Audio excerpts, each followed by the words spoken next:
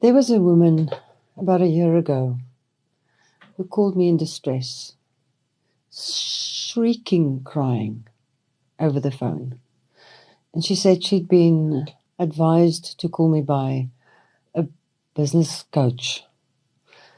She was in a professional job, one of the top in the country in what she was doing. And she said she just didn't fit in. She didn't know what was going on. When I say top in the country, I mean one of the top 3.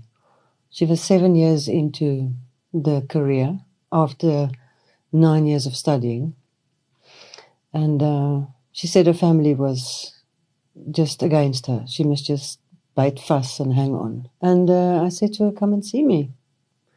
I could hear she was in such distress, and I knew staying where she isn't going to help. So biting fuss isn't the thing to do.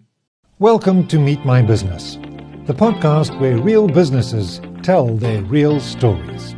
Joining me today is Nicci du Toit. So tell me what you do in one... No, not what you do. Tell me who you are as a person in one sentence. Who I am as a person is a deep listener. I'm able to listen to what people don't say. I can see and hear what irks them without them knowing. And then I can ask them questions around it. So what does a typical day look like in your life? I have a lot of conversations, either telephonically, via Zoom or in person, where people ask me about what is their next step. I also work with, translates basically to end of life, mortality. I'm bringing it in because it all relates to life is really short. It's very short. And if you're not in alignment with what it is that you do or where you spend your time, you're wasting it. And there's an uneasy hum just below your diaphragm that continues ongoing, 3 o'clock in the morning, if you don't look at what is it in your life that is either for you or not for you. How did you get to do what you do? Tell me that journey. I never knew what I wanted to do from school. I just didn't. So I did 1,000 things. I studied. I wanted to be a mediator, and then I did that. I had a restaurant of my own. So I did so many things, but I found that if whatever I was doing, if it didn't feel good, it didn't ring true, if it didn't feel in alignment with who I was as a person, my values, things that are important, if it didn't feel good, it was soul-destroying. And I decided that's what I need to help other people with. So what problem were you seeing that nobody else was solving? I did training, adult training for FET colleges over about a 10-year period. And many of the grown-ups who came into different trainings at different times hated their lives. If not hated, it was just mediocre. They didn't want to go to work. Absenteeism was high.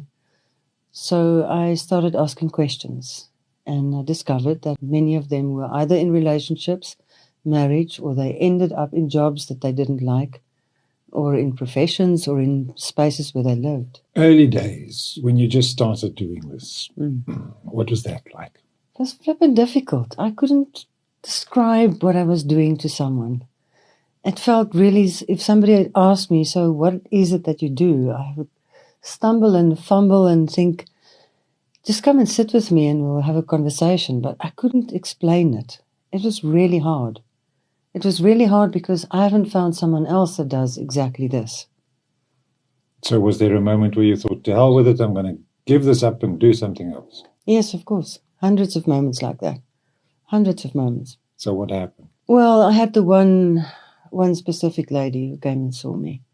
And it kind of, the way that it changed, that she was changed afterwards, that made me decide if it's only for that person, then I'm going to stick it out. There must be another one like her.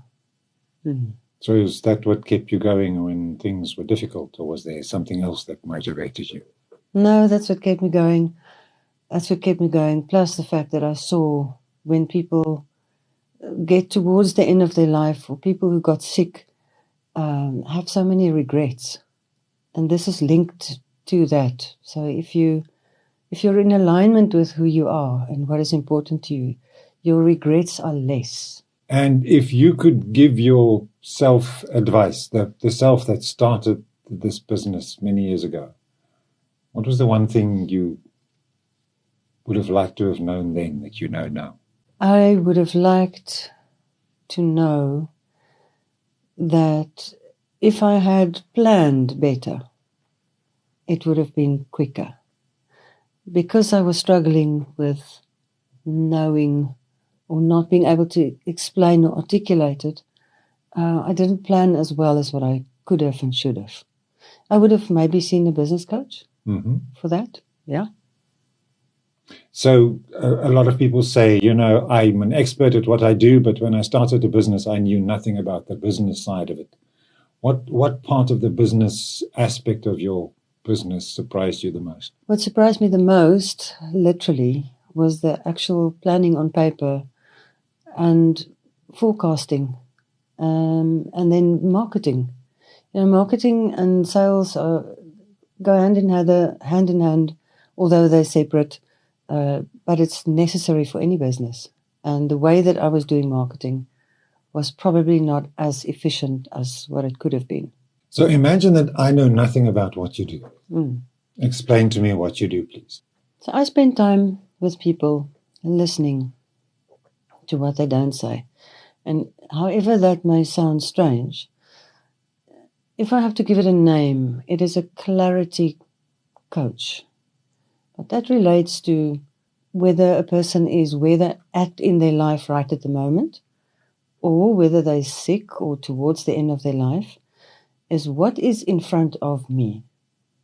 What exactly is in front of me? When people are in the frame, they can't see the picture. So the blind spots are the things that we miss. And I'm able to see that. So if you and I have a long enough conversation, I bet you I can show you a couple of blind spots that you might not see.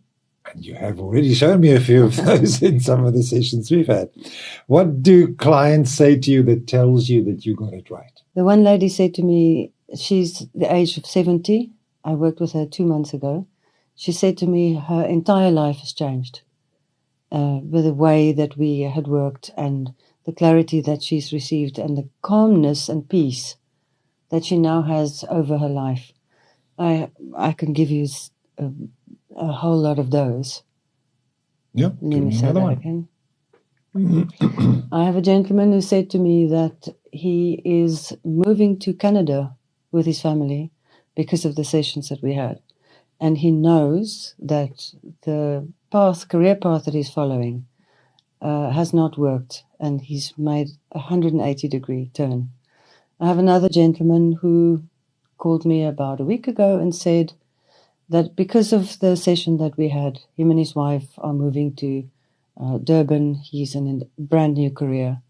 So it's not only career-wise, but it's also a lady who came to see me, for example, was in a relationship that wasn't good for her. And she said it had changed the way that she sees relationships. What problem do people not even realize that they have until they've seen you? They tolerate situations in their life that they shouldn't be in. They tolerate things about themselves that they shouldn't. They live with a little bit of an unease, dis-ease within, meaning feeling uncomfortable. That shouldn't have to be there.